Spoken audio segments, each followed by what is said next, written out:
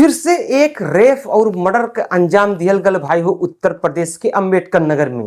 पूरी कहानी बताई कि कौन डिस्ट्रिक्ट में भइल बा, कैसे कैसे का भइल बा, का भयल हुए आरोपियों के साथ में। सिर्फ आप लोग वीडियो के पूरा देखा। अगर आप लोग हमारे चैनल पे यार नया हुआ तो मेरे चैनल के सब्सक्राइब करा। चला पूरी कहानी बताओ थिला। 16 अगस्त, हाँ वह 16 अगस्त जो 15 अगस्त के बाद 15 अगस्त अपने देश का सबसे बड़ा त्योहार बा। 15 अगस्त 26 जनवरी भाई यही दिन के हमारे देश के आजादी मिल रहा। लेकिन भाई हो 15 अगस्त के दिन के बाद ही 16 अगस्त के एगो लड़की के भाई हो अगवा करके ओकरे साथ में बलात्कार कर जाला। अब बलात्कार करके एगो स्कूल के पास में फेंक के 3 लोग फरार हो जाले।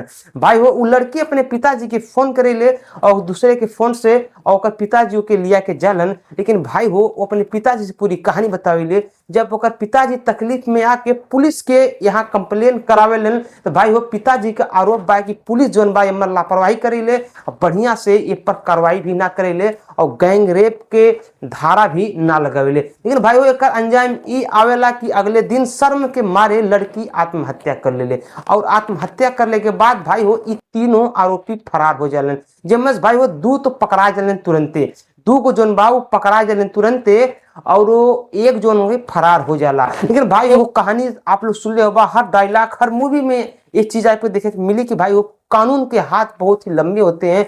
तुम कहीं भी चले जाओ तुमको एक ना एक दिन उठा ही लिया जाएगा। तो भाई वो तीसरा आरोपी जो कि गोरखपुर से भाग रहा था वो अचानक भाई वो पुलिस के सूचना मिले, पुलिस जाके वहां पहुंचे लन और ओके गिरफ्तार करे के कोशिश करे लन और तो भाई वो ताबड़तोड़ पुलिस के ऊपर वो फायरिंग कर देला। ऐसा रिपोर्ट खुद पुलिस बयान देले बा। जब आरोपी पुलिस के ऊपर फायर करेला तो भाई वो पुलिस जोन बा अपने बचाव के लिए ओकरे ऊपर भी फायर करेले, जोन की ओके इनकाउंटर कर देले। अब पैर में ही शायद गोली लागेले और वो घायल हो जाला। भाई वो ई अंबेडकर नगर के राज्य सुल्तानपुर थाना के मैटर बतावल जा रहा बा। ओकर पिताश्री कहले कि जब हम अपने बिटिया के लेके अस्पताल में जाइले पोस्टमार्टम के लिए तब नायब साहब आके और हमरे केस के लिखे लेन और तब जाके पूरा धारा ये लगावे लेन। और उधर भाई वो तीनों आरोपी और 2 आरोपी भी भाई अपाहिज बतावल जा रहा बटे पैर से, मतलब कि उनका पैर में बहुत ज्यादा गहरी चोट आयल बा। लेकिन वह दोनों का चोट कैसे आयल बा वो मालूम नहीं है। लेकिन बतावल जा रहा है कि उन्हें भागत था, जब पकड़ गए तो उन्हें भागत में उन्हें के पैर में चोट आयल बा।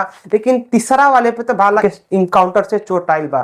भाई वो मिला जुला के इतना ई शर्मनाक चीज बा कि उत्तर प्रदेश में ई चौथा रेप कांड बा पिछले 1 महीना के अंदर में। जहाँ की योगी जी का सरकार बा, योगी जी खुद ये समझ के बहुत बढ़िया से दंड दिलन।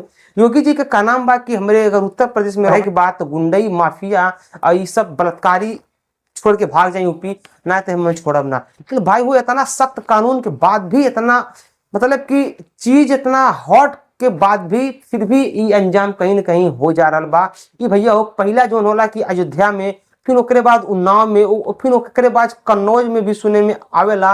ये भैया फिर देखा अंबेडकर नगर में सुने में आ रहा बा। तो भाई वो बेटी बचाओ बेटी पढ़ाओ जो नारा सरकार दे ले कि कैसे दे दे भाई, कर मतलब कुछ हो जाए हो कि ना हो, पर विशेष ये स्वयं के ऊपर ऐसा यार कार्रवाई हो ने, ये स्वयं के ऊपर इतना घोर कार्रवाई हो जाए कि आइंदा जिस सुने उन्हें के रूह कांप जाए। अब भाई वो कार्रवाई में तो ऐसे सरकार कोनो कमी ना रखत है, दबा के कार्रवाई करती है। फिर भी इस समय के मानसिक संतुलन कितना बिगड़ गई बा कि हर रोज हर समय अंजाम दे रहा बाटे। भाई वो पिछले 1 से 2 महीना के अंदर में इतना ज्यादा रेप और मर्डर की कहानी सामने आई बाने देखिए, देख के आप लोग एकदम से तकलीफ में आ जीबा। अभी अयोध्या का मैटर शांत ना भैल रहा, कोलकाता का मैटर शांत ना भैल रहा, अभी कन्नौज के उन्नाव का ये सब मैटर शांत ना भैल रहा भाई हो। तब तक फिर एगो अम्बेडकर नगर में घटना हो जाए सुन के सब लोग बहुत ही दुखी हुआ, बहुत ही तकलीफ में। कैसे अपन बहन बिटिया के आदमी पढ़े भेजी, कैसे कोचिंग भेजी, कैसे सब कुछ भाई हो भेजी, इस सब आदमी बहुत ही ज्यादा तकलीफ में बा। भाई वो आप लोग का विचार बा, ये आरोपियन के कौन प्रकार का सजा देवे चाहिए एक बार नीचे कमेंट करा। अगर आप लोग नया हो हमारे चैनल को सब्सक्राइब करा, वीडियो को लाइक करा। हम मिलते अगले वीडियो में, तब तक नमस्कार, बाय, प्रणाम, हर हर महादेव, जय श्री।